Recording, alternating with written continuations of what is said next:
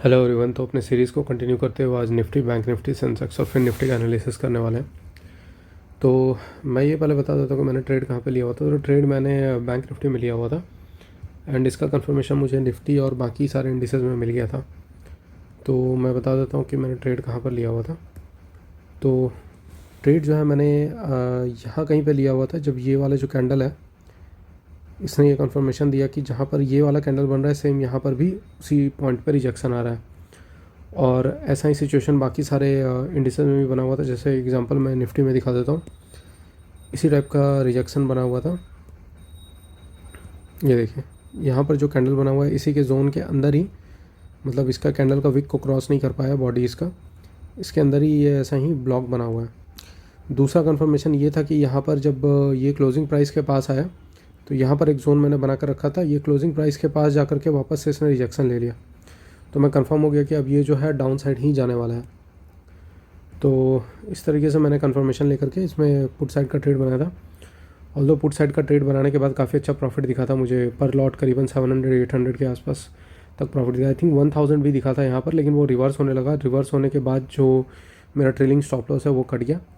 तो trailing stop loss यहाँ कहीं पे कटा और इस समय प्रीमियम में काफ़ी स्पाइक आ गया था और उसकी वजह से बहुत ज़्यादा प्रॉफिट नहीं हो पाया।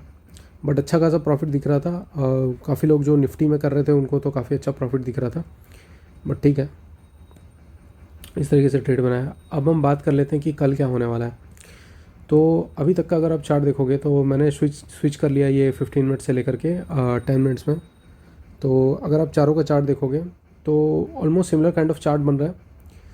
जो मैंने फ्राइडे को बताया था कि चारों इंडिसेस में डाइवर्जेंस होने वाला है, तो वो मुझे एक्सपेक्टेशन अब हो रहा है कि हो सकता है आगे। क्योंकि अगर आप देखोगे तो निफ्टी बहुत छोटा मूव दिया है, सेंसेक्स भी बहुत छोटा मूव दिया है, जबकि आप देखोगे बैंक निफ्टी और फिर निफ्टी जो है इन दोनों ने बड़ा मूव ऑलरेडी दिया हुआ है। तो अब पॉसिबिलिटी कि आगे जाकर के डाइवर्जेंस हो सकता है। तो डाइवर्जेंस कहाँ पे हो सकता है? आप देखिए यहाँ पे जो बायर्स बैठे हुए हैं ना नीचे में, निफ्टी और बैंक निफ्टी में, ये काफ़ी ज़्यादा क्लोज आ गए हैं, ठीक है। जबकि यहाँ अगर आप देखोगे तो इसके केस में काफ़ी ज़्यादा अभी भी दूर हैं बायर्स। यहाँ के तो बायर्स इनमें निकल चुके हैं, अब यहाँ और यहाँ पर है बायर्स। सेम चीज़ इसका केस है सेंसेक्स और निफ्टी के केस में। बायर्स तो थोड़े दूर हैं और इनमें जो बायर्स हैं वो थोड़े नज़दीक हैं। तो अभी ऊपर साइड में जो सेलर्स हैं ना, ठीक है, ऊपर साइड में सेलर्स हैं, ये थोड़े नज़दीक हैं निफ्टी के केस में।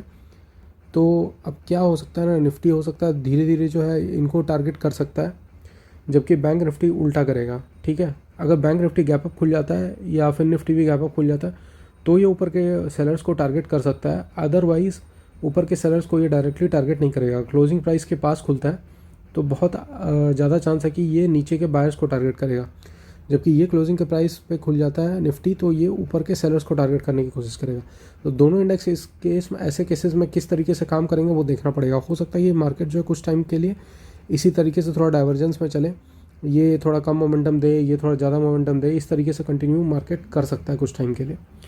तो पॉसिबिलिटी यही है। मैंने फ्राइडे को भी बोला था आज सेलिंग साइड का सेटअप अच्छा बनेगा। तो वैसे तो बाइंग में भी काफ़ी अच्छा चला गया आज, इतना एक्सपेक्टेशन नहीं था बट काफ़ी अच्छा बाइंग भी हुआ एंड देन उसके बाद सेलिंग भी हुआ। सुबह में भी सेलिंग का सेटअप था, वो मैंने कैप्चर किया था। काफ़ी लोगों ने ये दोपहर वाला भी सेलिंग का मोमेंटम को कैप्चर किया हुआ था बैंक निफ्टी में। तो बैंक निफ्टी में दोपहर में भी काफ़ी अच्छा सेलिंग आया हुआ था, जबकि निफ्टी और सेंसेक्स में नहीं आया हुआ था। तो कल का पॉसिबिलिटी यही है कि बाइंग और सेलिंग दोनों में जा सकता है। तो निफ्टी और इसके केस में, सेंसेक्स के केस में बाइंग साइड का सेटअप ढूंढने की कोशिश करेंगे।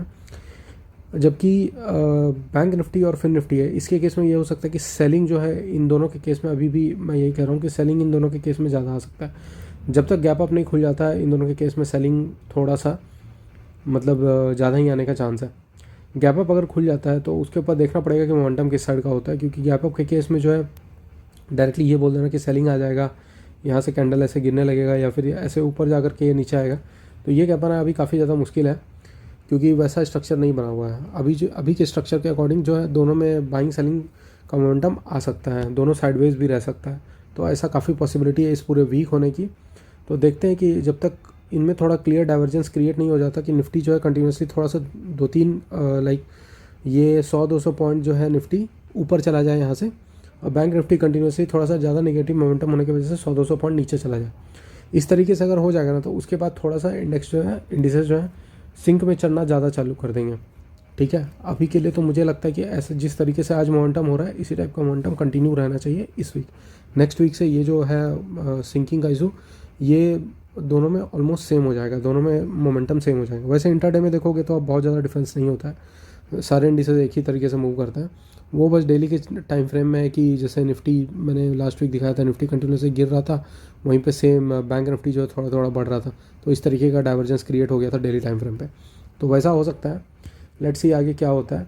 और कल जो है, कल का प्लान यही रहेगा, इसमें बाइंग का सेटअप अगर मिले तो ठीक है, और इन दोनों में सेलिंग का सेटअप मिले तो ठीक है, ठीक है। सुबह के टाइम में छोटा मोटा बाइंग का मोमेंटम हो सकता है सारे इंडिसेस में, विच इज़ फाइन, बट मैं ज़्यादा बाइंग एक्सपेक्ट नहीं कर रहा हूँ सुबह सुबह।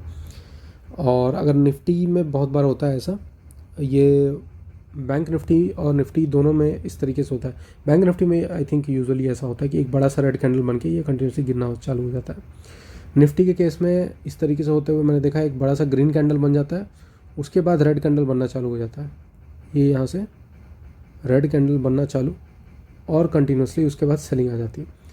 तो जब निफ्टी ऐसा कर रहा होता है तो बैंक निफ्टी में एक बड़ा सा रेड कैंडल बन के ऐसे सेलिंग भी आ जाता है काफ़ी बार। तो देखते हैं कल सुबह कैसा मोमेंटम रहता है, फ़िलहाल के लिए यही प्लान है। तो अगर आपको एनालिसिस पसंद आ रही है तो वीडियो लाइक कीजिए एंड चैनल सब्सक्राइब कीजिए। आज के लिए इतना ही, धन्यवाद।